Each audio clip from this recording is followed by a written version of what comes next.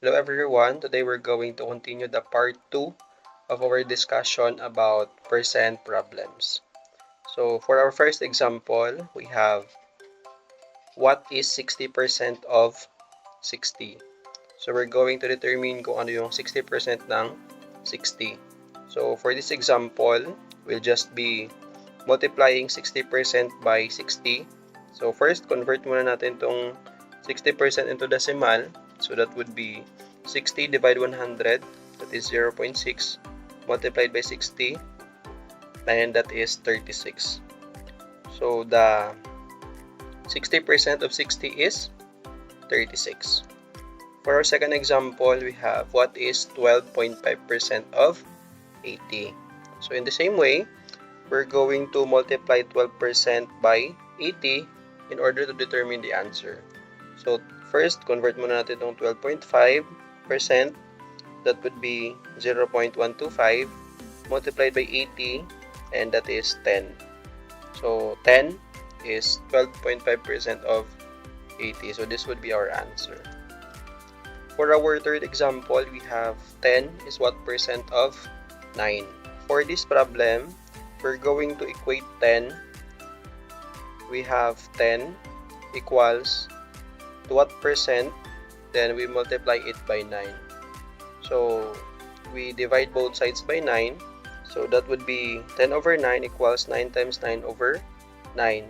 In this way, we can cancel out 9 para ma-isolate yung n or yung percent na hinahanap natin. So that would be 10 over 9, that is equal to 1.11, or we convert it in percent since yung problem is, ang hinahanap natin is in percent.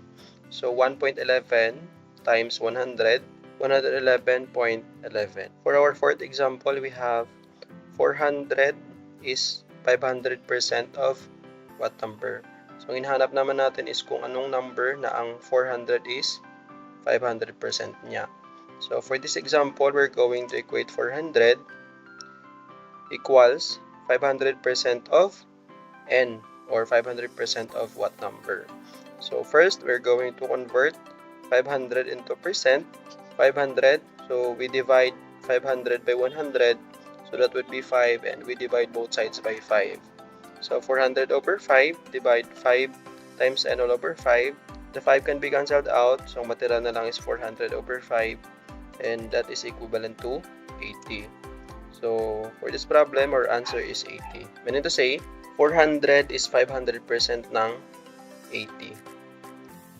For our last example, we have 15 is 75% of what number? First, we're going to equate 15 equals 75 of the n number, or the number na hinahanap natin. Convert muna natin itong 75%, we divide it by 100, so that would be 0.75, and we divide both sides by 0.75. So 15 all over 0.75 equals 0.75 times n all over 0.75. So 0.75 can be cancelled out, so ang matira na lang isang n. Then we can simplify 15 over 0.75, that is 20.